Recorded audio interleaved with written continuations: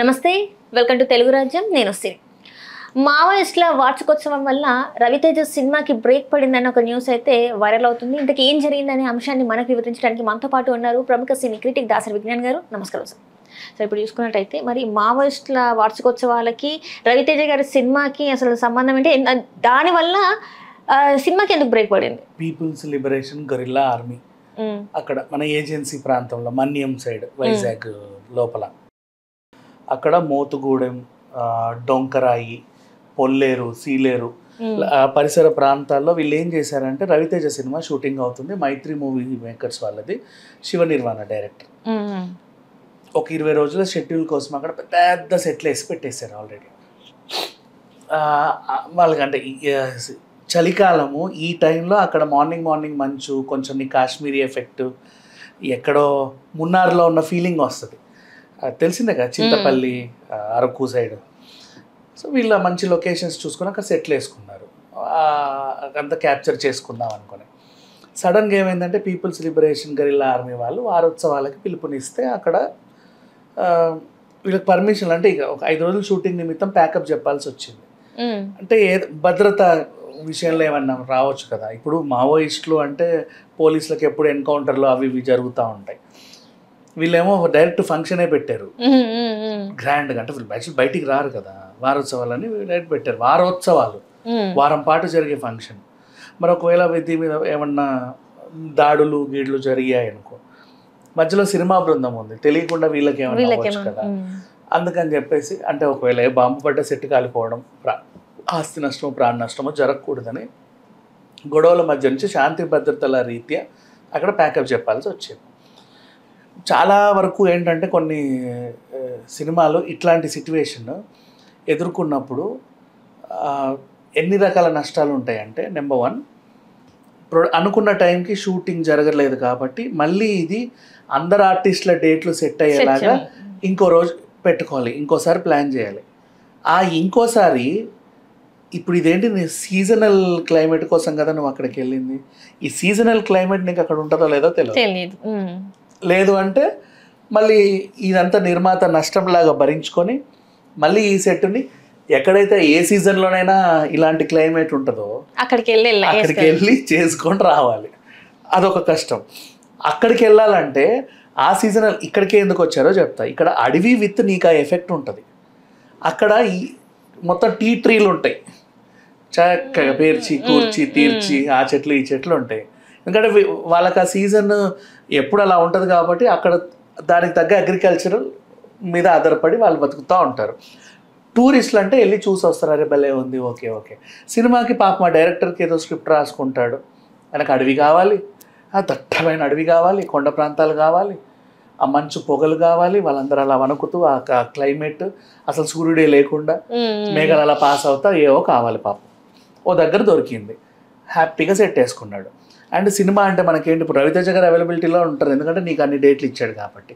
అదే డేట్లో Ravi Teja with combination, for example నీతో ఉందమ్మా సిరి, నువ్వే ఒక ఆర్టిస్ట్వి, నువ్వు 100 సినిమాలు ఒప్పుకుంటావు, నీ డైరీ కూడా ఫుల్, నీకు మళ్ళీ అవన్నీ షూట్ అయ్యేసరికి అదే సమ్మర్కి వస్తావు, నువ్వు సమ్మర్లో ఈ క్లైమేట్ దొరకదు, ఆ లొకేషన్ దొరకదు. సో చాలా పెద్ద ఇబ్బంది చెప్పాలి అంటే. నెక్స్ట్ స్థానికంగా అక్కడ ఏదన్నా షూటింగ్ జరిగితే మన్యంలో యువకులు కానీ వాళ్ళు కానీ ఉత్సాహం చూపించి వాళ్ళ లైట్ మెన్లుగా, కెమెరా అసిస్టెంట్లుగా, హీరోయిన్లకు గొడుగు పట్టుకోవడానికో దానికో దీనికో ఒక 20-50 మంది వరకు వస్తారు. ఏదన్నా షూట్ ఉందండి మాకు జనాలు కావాలి, జూనియర్ ఆర్టిస్టులా నిలబడి వెళ్ళండి, రోజుకు 1000-2000 ఇస్తామంటే కూడా వాళ్ళు వస్తారు. 20 రోజుల షూటింగ్ అంటే అబ్బా భలే వచ్చింది, మంచి పెద్ద ప్రొడక్షన్ సంస్థ, రవితేజ అన్న సినిమా బాగా సంపాదించుకోవచ్చు అనే ఆశ ఉంటుంది చాలామందికి. ఆ ఆశతో వాళ్ళ ప్లాన్లు కూడా వేసుకుంటారు. న్యూ ఇయర్కి డబ్బులతో అటు వెళ్ళొచ్చు, లేదా న్యూ ఇయర్కి కొత్త ఫోన్ కొనుక్కోవచ్చు, ఇంట్లో ఏదైనా కొనుక్కోవచ్చు.